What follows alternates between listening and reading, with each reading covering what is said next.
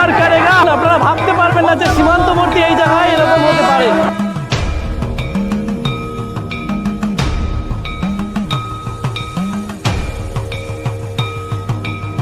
এই গ্রামে হিন্দু মুসলিম সবাই তো একসাথে মিলিত হয়ে মেলাতে আসে না?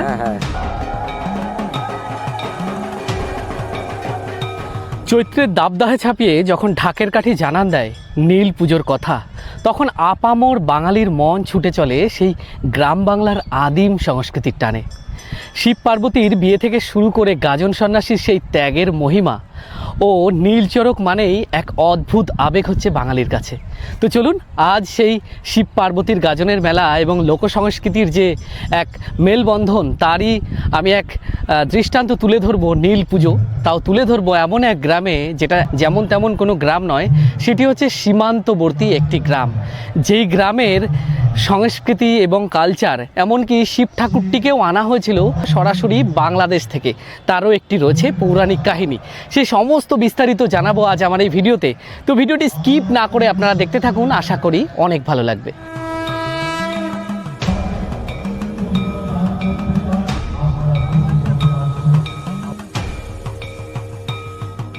তো এবার আপনাদেরকে জানিয়ে রাখি, আপনারা অনেকেই প্রশ্ন করবেন যে আমি কিভাবে এই গ্রামে পৌঁছালাম এবং কোথায় হয়। তো ভিডিওটি দেখতে থাকুন, প্রথম থেকে শুরু করি। আমার বাড়ি যেহেতু বনগাঁয়, বনগাঁ থেকে কিছুটা পার করে সীমান্তের গ্রাম আছে, যে গ্রামে ঢোকার জন্য আছে একটি কাঠের ব্রিজ। তো চলুন সেই গ্রামের সেই কাঠের ব্রিজটি দেখাবো এবং সাথে দেখাবো সীমান্তের কিছু দৃশ্য।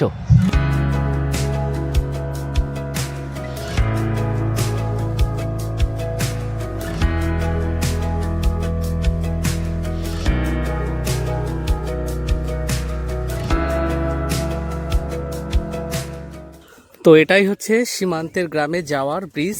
এই ব্রিজটা কিন্তু বর্ষায়, এটা হচ্ছে কোদালিয়া নদী, এই নদীটা পুরো ভরপুর থাকে। এখন তো পুরো শুকিয়ে গেছে। দেখুন অনেক মানুষ তাদের পোষ্যগুলোকে এইসব জায়গায় দিয়েছেন, ও যে দূরে দেখতে পাচ্ছেন। কিন্তু অন্যান্য সময় এটা জলে পুরো ভরপুর থাকে। তো এইটাই আমাদেরকে পার হতে হবে সীমান্তের গ্রামে যাওয়ার জন্য। আর এখান থেকে তারপর আমি সীমান্তের কিছু বিএসএফ রক্ষী এবং সীমান্তের কিছু সীমানা আপনাদেরকে দেখাবো, তারপর পৌঁছে যাব সেই গ্রামটায়। তো চলুন, এখানে মানুষ প্রতি পার হতে মাত্র 5 টাকা করে দিতে হয়। তো এটা পার হয়ে পৌঁছাই সেই সীমান্তের গ্রামে। চলুন, তো অ্যাকচুয়ালি পৌঁছে গেলাম সেই সীমান্তের শেষ একটি গ্রামে। মাইকের আওয়াজ আপনাদের কানে নিশ্চয়ই যাচ্ছে। তা গাড়িটা রাখতে এসেছিলাম একটা বাড়িতে। তো এতক্ষণ আপনাদের সেই সমস্ত জায়গা, সেই রাস্তাঘাট সব কিছু দেখালাম। তো একটা জিনিস আপনাদেরকে বলে দিই, যে এখানে যদি আসতে হয় তাহলে আসতে হবে, আপনারা অনেকেই কোশ্চেন করবেন, তো সেই কোশ্চেনের উত্তর প্রথমেই দিচ্ছি। আসতে গেলে আপনাদের আসতে হবে বনগাঁ থেকে, আপনারা সরাসরি আসতে পারেন আমডোব। সেই আমডোবের থেকে আবার অটো ধরে আসতে হবে আপনাদেরকে মুস্তাফাপুর। তো দেখুন এই রাস্তা দিয়ে যাচ্ছি, আমার পেছনে কত মানুষ এই গ্রামের, তারা পুজো দিতে যাচ্ছেন। লক্ষাধিক মানুষের সমাগম হয় এখানে। তো চলুন আর একটুখানি সামনে যেতে হবে। নিমাই তীর্থের ঘাট থেকে জল নিয়ে চলে এলো। নিমাই তীর্থের ঘাটে গেছিলেন আমাদের এখানে এই যে হচ্ছে বর্ডার এরিয়া। দেখুন সীমান্তরক্ষী ওই যে রয়েছে একটা লেডিস সীমান্তরক্ষী। তো এখানে থাকবো না, সোজা মেলা প্রাঙ্গণের মধ্যে যাই। তো এই যে প্রবেশ করলাম সেই গ্রামের একেবারে সীমান্তের বর্ডার এরিয়ায়। তো চলছে এখানে পুজো পার্বণ, আর সামনে শিব তোলার জন্য প্রচুর লক্ষাধিক মানুষের ভিড়ও হচ্ছে দেখাচ্ছি। আর ওই পাশে ফেন্সিং দেওয়া, তার কাটা। তো একেবারে বাংলাদেশের সীমান্তের গায়ে কিন্তু এই পুজোটা হয়। তো আমি একটু দেখাচ্ছি, দেখুন এখানে রয়েছে বিএসএফ ক্যাম্প। এইটা হচ্ছে বিএসএফ ক্যাম্প, নিশ্চয়ই বুঝতে পারছেন আপনারা।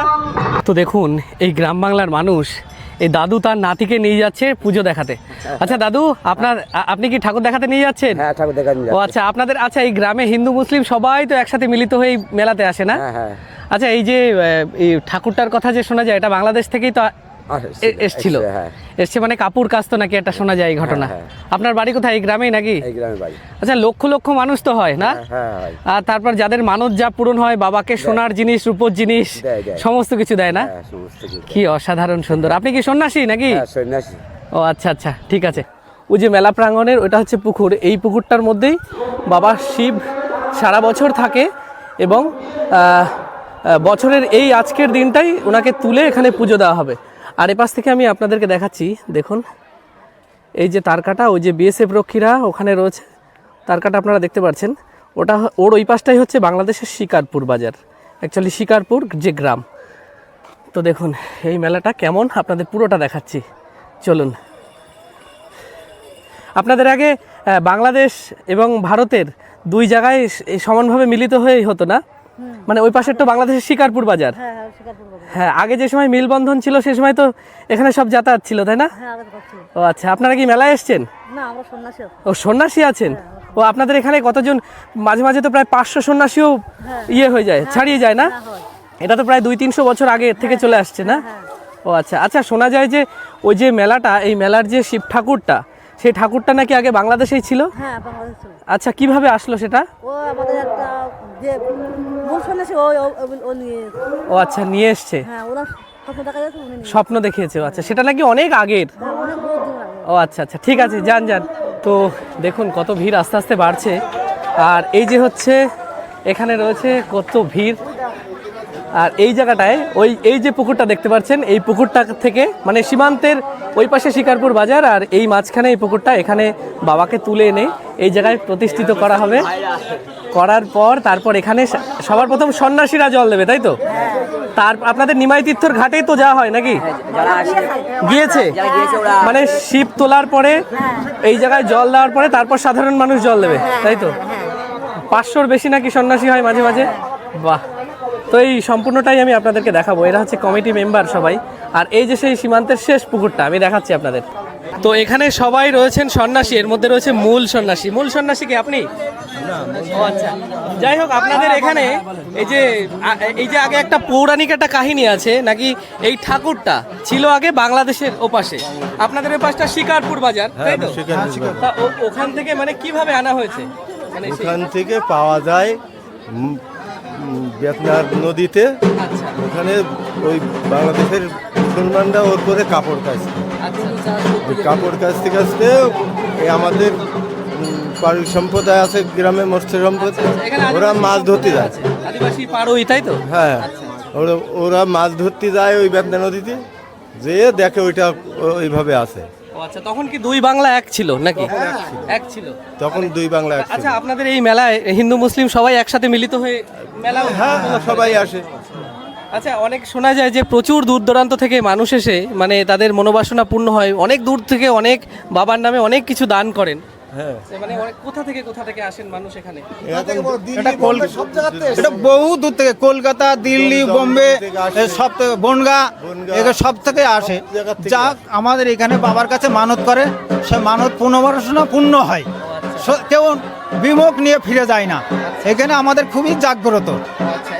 এই শিব বাবাকে আমরা তুলবো, এই 4টে বাজলেই আমরা তুলতে চলে যাব। কিছুক্ষণ বাদেই এই 4টে বাজলেই আমরা শিব বাবাকে জলের থেকে, এই সন্ন্যাসীরা সয়েল খাটতে খাটতে আমরা গিয়ে তুলে নিয়ে আসবো। আচ্ছা, ধন্যবাদ আপনাকে অসংখ্য।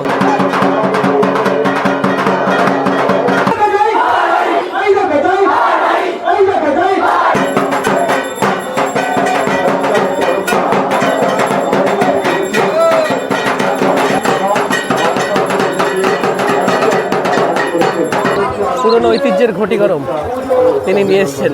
এই মেলাতে কিছু মানে গ্রাম্যর খুব সুন্দর জিনিসপত্র আপনারা পাবেন। আর এখানে দেখাচ্ছি আপনাদেরকে, এই পাশের দিকে রয়েছে কিছু খাবারের সেকশন। দেখুন, জিলেপি ভাজছে।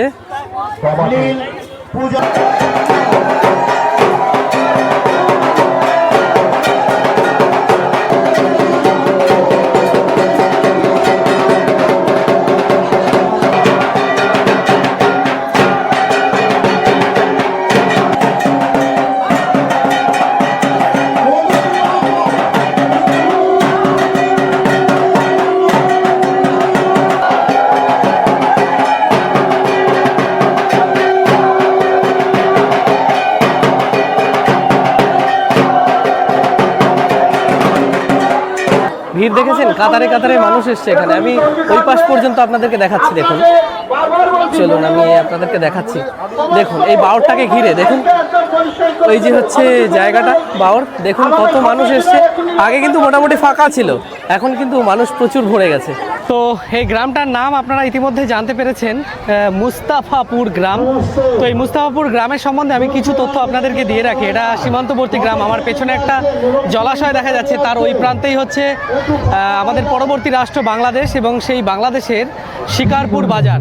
তো আমি অনেক আগের একটা কথা বলছি, এই পরবর্তী রাষ্ট্র যে বাংলাদেশের শিকারপুর বাজার, সেখান থেকে কিন্তু প্রচুর মানুষ এখানে খেলাধুলা করতে আসতেন, এমনকি ইলিশ মাছও বাংলাদেশ থেকে ইন্ডিয়াতে নিয়ে আসতো এবং এখান থেকে বাংলাদেশেও নিয়ে যাওয়া হতো। এটা অনেক আগের কথা বলছে। পরেরটা যেহেতু শিকারপুর বাজার, এইখানকারের মানুষ এবং বাংলাদেশের যে শিকারপুর সেখানকারের মানুষ কিন্তু ক্রিকেটও খেলতো। মানে যেরকম একটা পাড়া আর একটা পাড়া ক্রিকেট খেলে না, এরকমও খেলতো। কিন্তু কাঁটাতার দেওয়ার পরে তারপর সেই তাদের যে পরবর্তী রাষ্ট্রের সাথে বা দেশের সাথে মেলবন্ধন, সেটা পুরোপুরি বন্ধ হয়ে গেছে। তো মন্দির প্রাঙ্গণের সামনে দেখুন কি সুন্দর একটা অশ্বত্থ গাছ, আর এই অশ্বত্থ গাছের নিচের গোড়াটা হচ্ছে বাঁধানো বসার জন্য। তো একটু বলে দিই যে বিশেষ করে গরমের দাবদাহে কিন্তু এই মন্দির প্রাঙ্গণে প্রচুর মানুষ তারা বিকাল থেকে রাত পর্যন্ত থাকে। এবং আরও একটা জিনিস জানিয়ে দিই, এখানে প্রতিদিন সন্ধ্যেবেলায় কিন্তু নাম কীর্তন করেন এই গ্রামের যে সমস্ত নাম কীর্তন করে যে সমস্ত মানুষেরা তারা। আর একটা জায়গা দেখাচ্ছি, এই জায়গাটা হচ্ছে এই যে বটতলাটা দেখছেন, এই জায়গায় কিন্তু প্রচুর মানুষ ছায়ার জন্য পার্শ্ববর্তী গ্রামে, বিশেষ করে সীমান্তবর্তী এলাকা, আপনারা জানেন যে বিএসএফদের কাছে আধার কার্ড বা আই কার্ড দিয়ে তাদের সীমান্তের ওই পাশে যে এই সমস্ত জমিগুলো আছে চাষাবাদের জন্য যান, তারা ওখান থেকে আসার পরে এই বট গাছের নিচেই কিন্তু তারা বিশ্রাম নেন বা আহার করেন। তো বাবাকে আনার পরে দেখুন এই যে খুব সুন্দর একটা অশ্বত্থ গাছের নিচে যে মন্দির করা, এই মন্দিরের ওই প্রাঙ্গণেই রাখা হবে। তো বাবাকে দেখুন এই চারি সাইডে ঘোরানো হচ্ছে, দেখুন কি সেই অপূর্ব দৃশ্য। আর বাতাসা বৃষ্টি চলছে, চারিদিকে ঘুরিয়ে তারপর বাবাকে ওই মন্দিরে রাখা হবে। আর তারপরে এই সমস্ত গ্রামের মানুষেরা সবার প্রথম সন্ন্যাসীরা জল ঢালবে, এটাই এখানকার রীতি বা কালচার। তারপরে গ্রামের যত মানুষ আছে একে একে তারা সবাই এক এক করে ঢালতে পারবে।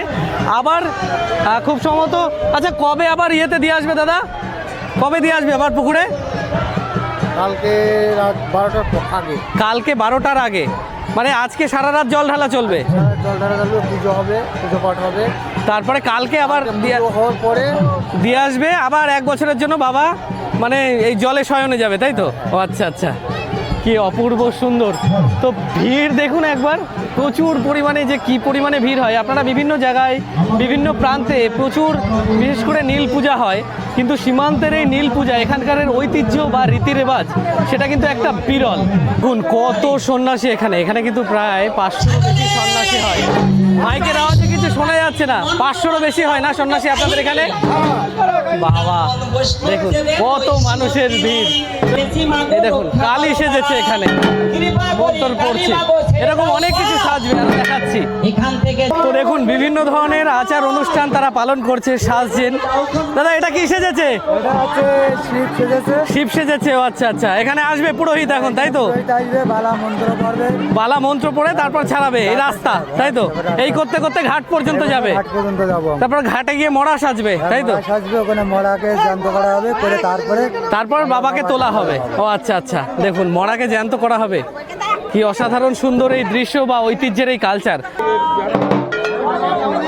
অ্যাকচুয়ালি এটা মন্ত্র পড়ে এক একটা বাধা অতিক্রম করা হচ্ছে।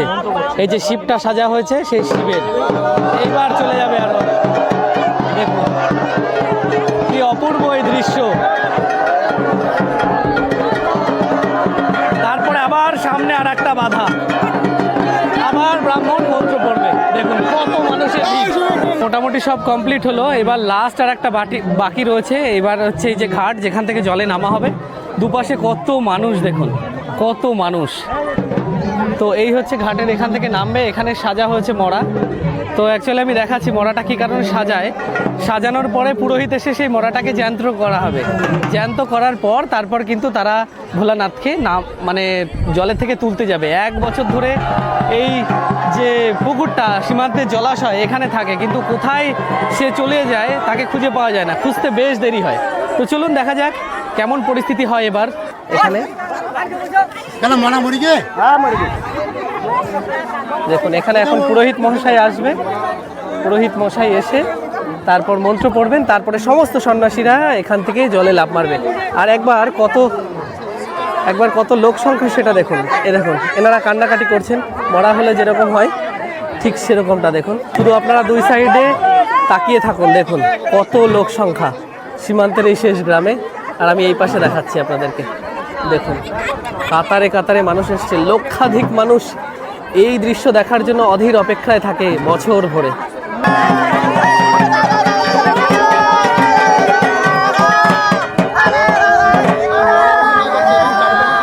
সন্ন্যাসীরা সব এসছেন।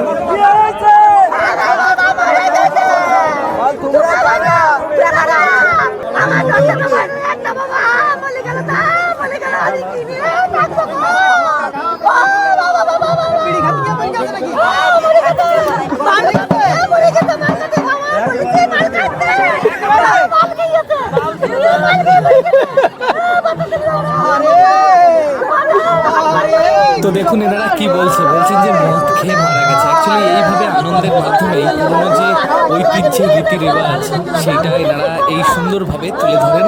এরপরেই নামবেন সমস্ত সন্ন্যাসীরা জলে।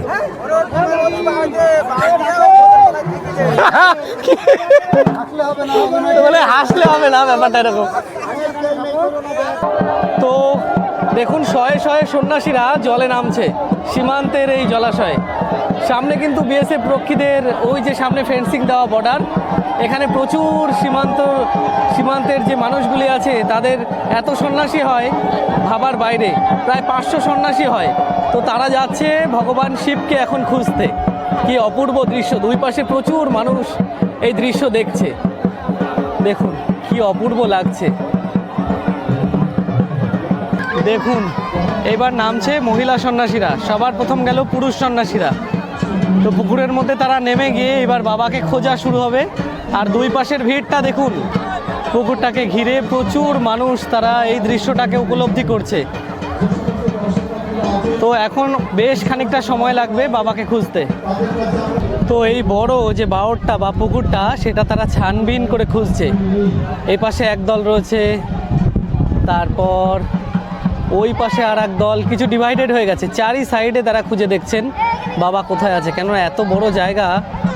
এই যে হাজারো লাখো মানুষ এই মেলাটি হয় বিশেষ করে সীমান্তের এই শেষ জায়গায়। মেলা তো বিভিন্ন জায়গায় পালিত হয়, বিশেষ করে জলেশ্বরে আপনারা জানেন সেখানে লক্ষাধিক মানুষ হয়।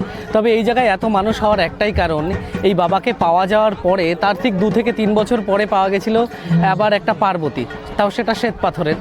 তারপরে কিন্তু যত লোকের যত মানদ আছে, বিশেষ করে শুধু এই গ্রামে নয়, পার্শ্ববর্তী যত গ্রাম আছে, কলকাতা, দিল্লি, আরও বিভিন্ন দূর দূরান্ত থেকে বিভিন্ন ধরনের মানদ, বিশেষ করে কাউর বাচ্চা না হওয়া, কেউ প্রসবহীন অবস্থায় আছেন, বিভিন্ন যে সমস্ত ব্যাধি আছে সেই সমস্ত ব্যাধি কিন্তু এই বাবার কাছে মানত করলেই তাদের পূরণ হয়, এমনই বিশ্বাস তাদের, এমনকি সেই সমস্ত কিছু সম্পূর্ণ হয়। তো চলুন এখন বাবাকে আরও খোঁজা চলছে এবং সাথে মেলাটা এবং এই গ্রামটার সম্বন্ধে আরও কিছু বৈশিষ্ট্য বলবো আপনাদের। অবশেষে অনেক প্রতীক্ষার অবসান ঘটিয়ে সন্ন্যাসীরা সবাই একে একে উপরে উঠে আসছেন। সন্ন্যাসীর সংখ্যা কিন্তু প্রচুর, দেখুন। অ্যাকচুয়ালি এই জলটা ছেটাবেন, এই জলটা কিন্তু একটা, বিশেষ করে আমি জলটা সম্বন্ধে বলছি, দেখুন কত সন্ন্যাসী তারা জল ছিটাচ্ছে এবং উঠছে। তো এই পুকুরটাকে বিশেষ করে আপনারা জানেন যে ঠাকুরনগরের মহাপূর্ণ তিথিতে যে বারুণী স্নান হয়, সেই স্নানের মাহাত্ম্যটা যতটা গুরুত্বপূর্ণ না, এই পুকুরে যে সময় বাবা যেহেতু থাকে সারা বছর ধরে, তারপরে যে সময় এই দিনটাতে বাবাকে তোলা হয়, তারপরে এই পুকুরের জলে স্নান করাটাও কিন্তু সেরকম একটা মহত্বপূর্ণ। তাই প্রচুর সন্ন্যাসী সেই জলটাকে মাথায় দেয়। তো দেখুন প্রচুর সন্ন্যাসী তারা আস্তে আস্তে উঠছে, আর ভিড়টা একবার দেখুন। আচ্ছা আপনারা কি সবাই এই গ্রামের নাকি? সবাই এই গ্রামের? কোথা থেকে এসছেন আপনি? হামকুড়ো মানে হেলেঞ্চারো দিকটা, তাই তো। আচ্ছা আপনার এই যে এইখানে যে জানা যায় যে বাবার কাছে যা মানত করলে সমস্ত কিছু পূর্ণ হয়, আপনি জানেন তো?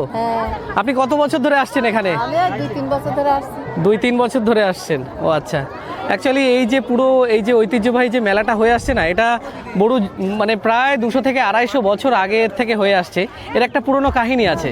শোনা যায় যে এই যে শিব মূর্তিটা কোষ্ঠী পাথরের, সেই শিব মূর্তিটা নাকি ছিল বাংলাদেশে কোনো এক মুসলিম সম্প্রদায়ের মানুষেরা একটা পুকুরের মধ্যে সেই কোষ্ঠী পাথরের উপরে তারা কাপড় কাচতে। তো সেই কাপড় কাচার পর তারপর এনাদেরকে কারোর কাছে একটা স্বপ্ন দেয়, স্বপ্ন দেওয়ার পরে এনারা গিয়ে পরবর্তীতে সেটা নিয়ে আসে, যদিও সেটা অনেক আগে, তখন তার কাটার বেড়াজাল ছিল না। তো প্রধান পুরোহিত ইনি নামলেন, আর অনেকে ডন্ডি কেটে তারপরেই এই যে জলাশয়টা এখানে নামে। তো সন্ন্যাসীর পাল তারা সবাই নামছে। অ্যাকচুয়ালি এই যে নামছেন সমস্ত মানুষেরা, দেখুন জলটা কিভাবে ঘুরপাক খাচ্ছে। এই সমস্ত যত সন্ন্যাসী আছে প্রায় 400-500, তারা আবার দ্বিতীয়বার পুজো দিয়ে ওখানে ডন্ডি খেটে আবার নামলেন। কারণটা আমি বলছি। অ্যাকচুয়ালি ভগবান শিব এই পুকুরের মধ্যেই রয়েছেন এবং অনেকক্ষণ ধরে খোঁজা হয়েছে, তাকে কিন্তু এখনও পাওয়া যায়নি। তার মানে ব্রাহ্মণ বা এখানকারের যে কালচার, সেই রীতি রেওয়াজ অনুযায়ী যে বোঝা হয়েছে একটা ছুত পাওয়া গেছে, সেই ছুতটা পরিপূর্ণ করার জন্য আবার তাদেরকে ডন্ডি খাটতে হলো মন্দিরটার প্রাঙ্গণ দিয়ে। তারপর সেই খেটে তারপর আবার সেই সমস্ত মহিলা এবং পুরুষ প্রায় 500 সন্ন্যাসী আবার বাবাকে যাচ্ছেন খুঁজতে। দেখুন বাবাকে পাওয়া গেছে, তাই সমস্ত মানুষেরা ধ্বনি দিচ্ছেন। কত মানুষ দেখুন এখানে, বুঝতে পারছেন? আর দুই পারে তারা অধীর আগ্রহে দাঁড়িয়ে আছেন, প্রচুর মানুষ। এই সাইডেও আছে। দেখুন পাওয়া গেছে বাবাকে, তাদের পরের বার ডন্ডি খাটার পরে সমস্ত সন্ন্যাসীরা তারা আসছে। দেখুন কত মহিলা সন্ন্যাসী এবং সামনের দিকে মহিলা সন্ন্যাসীরা তারা একে একে ঘাটে উঠছে। আর এবার আমি দেখাচ্ছি, দেখুন এখানে চরক কাঠ এবং বাবা দুটোকেই পাওয়া গেছে। আর সামনে এই যে এনার মাথায় যেটা দেখা যাচ্ছে, এটা খুব সম্ভবত পার্বতীর মূর্তি, এটা পরে পাওয়া গেছিল। জলের তলায় রয়েছে বাবা। তো দেখুন সমস্ত সন্ন্যাসীরা একে একে আসছে, এবার জল ছেটাবে। অ্যাকচুয়ালি জল ছেটাচ্ছে, এই পবিত্র জলটা সবার মাথায় দিতে চায়, তাই সেই কারণেই এই জায়গায় রয়েছে বাবা এবং ওই পাশটায় রয়েছে চরক কাঠ। দেখুন মহিলা সন্ন্যাসী এইবার আগের বারের থেকে বেশি দেখা যাচ্ছে। আর ওই যে চরক কাঠটাকে নাচানো হচ্ছে জলে, দেখুন ওই যে বড় চরক কাঠ। আর এই যে হচ্ছে বাবাকে পাওয়া গেল। চলুন ওই পাশে সামনে গিয়ে দেখাচ্ছি, দর্শন করাচ্ছি আপনাদেরকে। কত ভক্তি দেখাচ্ছে ঠাকুরকে। এই ঠাকুরকার কাছে যা চাওয়া হয় তাই পাওয়া যায়। এই সেই বাবা ভোলানাথ সীমান্তবর্তীর শেষের এখানেই জল ঢালছে। দেখুন ভোলানাথ সবাই নেমে গেছে। দেখুন ভগবানকে টাচ করার জন্য দেখুন ওখানেই জল ঢালছে, দুধ ঢালছে। একবার ভিড়ের ঢলটা দেখুন একবার আপনারা। এখানে যেই সন্ন্যাসীরা যেতে পারেনি তাদেরকে বাবাকে কোলে দেওয়া হবে। এখানে বাবাকে তাদের কোলে দিচ্ছেন, দিয়ে দেখুন এখানে অনেকে বাতাসা লুটো দিচ্ছেন। মানে এরকম অবস্থা, মানে বাবার প্রতি ভক্তি, মানে কি সুন্দর একটা দৃশ্য। এটা ঠিক ওই পুণ্যতিথি উপলক্ষে যেরকম বিশেষত্ব থাকে, একটা স্নানের মাহাত্ম্য থাকে, এই পুকুরটাকেও তাই ধরা হয়। দেখুন তারা বাবাকে পেয়ে কতটা খুশি, কি সুন্দর এই মুহূর্তটা। এদিকে দেখুন বাতাসা লুট দিচ্ছে মানুষেরা সবাই। আর কতটা ভিড় দেখুন একবার, কতটা ভিড় হয়েছে এনাকে ওঠানোর পর। দেখুন দেখুন ভগবান ভোলেনাথ, জয় ভোলেনাথ। ছুতে পারলাম, খুব ভাগ্য ভালো। আমিও ছুঁয়ে দেখেছি ঠাকুরকে, দেখো এটা কিন্তু আমার ভীষণ সৌভাগ্য, ভীষণ কপাল। আর এটা হচ্ছে চরক কাঠ। চরক কাঠ দেখো তোলা হচ্ছে, দেখুন কত সন্ন্যাসী, সত্যি এনাদের ভীষণ কষ্ট হয়েছে। বলে বাবা, বলে বাবা, পার করেগা। বাবা। দেখুন লাখো মানুষ, লাখো মানুষ, লাখো লাখো মানুষ। এই মুহূর্তটা আপনারা একটু দেখুন, আপনারা ভাবতে পারবেন না যে সীমান্তবর্তী এই জায়গায় এরকম হতে পারে। বাবাকে এখন নিয়ে যাওয়া হচ্ছে মন্দির প্রাঙ্গণের মধ্যে। দেখুন প্রচুর মানুষের ভিড় রয়েছে। তো এটা নিয়ে যাওয়া হবে মন্দিরে পুরো। দেখুন বাতাসা লুট দিচ্ছে, মনে হচ্ছে ফুল ছড়াচ্ছে, বাবাকে নিয়ে যাচ্ছে মন্দিরে। কি অপূর্ব এই দৃশ্য, কত মানুষ দেখুন। হচ্ছে বাতাসা লুট দেওয়া হয়েছে, নিচে মনে হচ্ছে শিলাবৃষ্টি হয়েছে এতটা। তো এই বাতাসা অনেকে কুড়িয়ে নিয়ে যাচ্ছেন, এটাই হচ্ছে প্রসাদ। দেখুন প্রচুর মানুষ তারা এটাকে ভক্তি করে নিচ্ছেন। তো এই সারা রাস্তায় কিন্তু এরকম বোঝাই। আরও দূরে দেখা যাচ্ছে দেখুন বাতাসা লুট কিন্তু দিয়েই যাচ্ছে অনর্গল। ওই মন্দিরের প্রাঙ্গণের পাশে দেখুন কত পরিমাণে ভিড়। একটা ছোট্ট মেলা মতো বসে, বিভিন্ন ধরনের দোকানপাট আছে। ভিড়টা দেখুন একটা কত পরিমাণে হয়।